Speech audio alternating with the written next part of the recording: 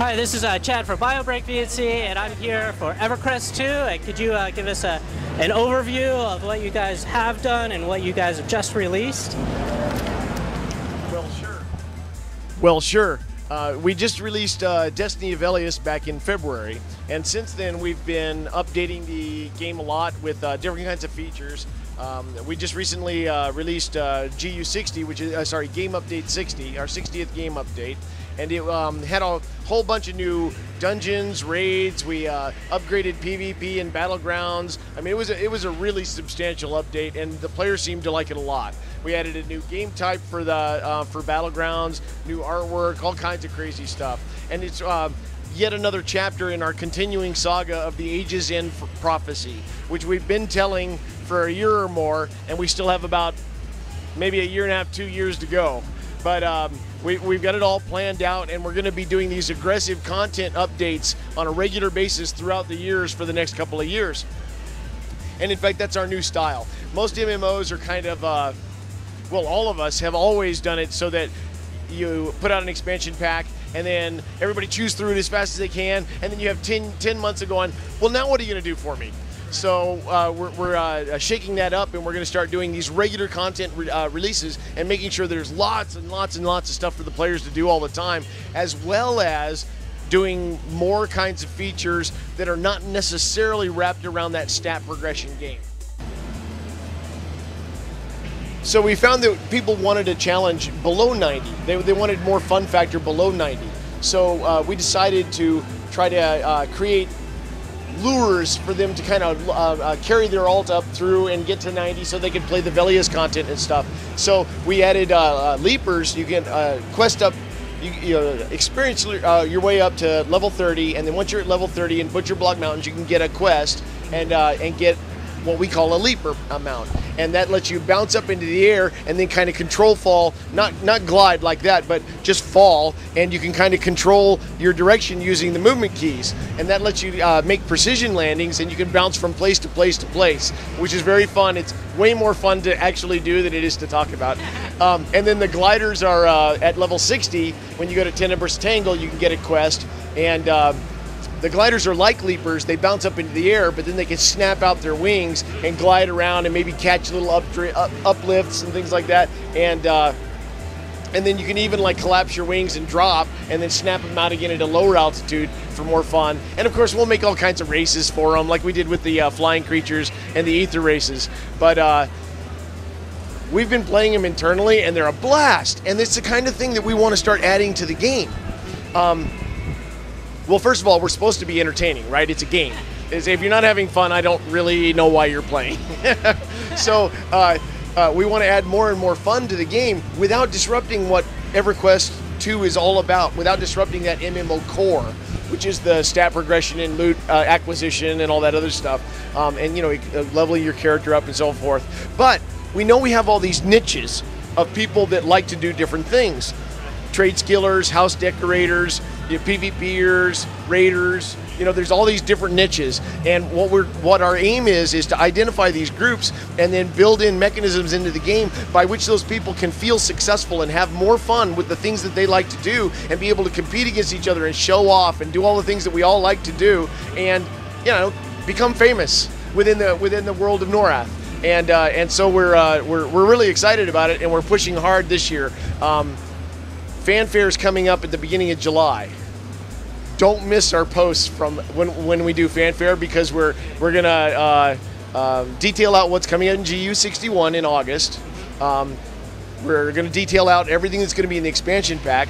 We're gonna show what's going on with Freeport, because we're totally doing Freeport over again, and Lucan Delir's getting all pissed off that he doesn't have this great army, and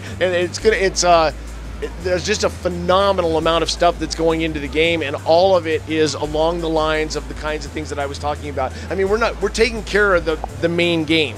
We're going to put most of our effort into that, but we're definitely adding these ancillary pieces so that people have their 3-ring circus and can just continuously have fun when they're waiting for somebody to get off work or whatever. It's fun. Could you give an example of new content for the casual gamer versus the hardcore gamer that was released? Well, recently released, no. Because Destiny of Elias was level 90. Now we put a lot of trade skill stuff into it and made the flying mounts so that they could be acquired by people that didn't adventure their way to level 90. They could trade skill their way up instead. So that was a little casual. But our biggest casual stuff that's coming up will come around when we do the Freeport revamp, because Freeport will be this multi-level quest hub where you keep coming back to it, and there's all kinds of things going on around inside Freeport. Maybe a public quest, there's definitely instances, you know, a lot of things like that. And then of course the pieces that I mentioned that are not rolled around that stat progression are very, very kind to casual players. You know, a casual player can jump into an ether race, fly through hoops as much as they want to, and then log out. It's just available there as, well, I hate the term mini game, but it's kind of a game within a game, so they can do whatever they want to. And the same is true of decorating houses and so on and so forth. So it's not that we're adding specifically tailored to casual player items, like we're not adding, you know, Farmville into the game or something like that, but we are very much making it so that people they don't have to commit 5 hours at a time to play EverQuest 2. There's so many other things they can do in the game that however much time you have, if you want to play for a while, it'll be fun. Now, what is the one thing that you're most proud of when it comes to EverQuest 2? Oh God. Okay, well, this might not be the answer you're shooting for, but I'm most proud of the team. When I came on board last year, I guess it was last April or so, the team was doing its thing. And we had a lot of challenges. We needed to rally the morale together. We needed to figure out how we were going to make this 6.5 year, well at that time 5.5 year mature game into something that was really going to blow doors on our competition and make people stand up and be aware of it again.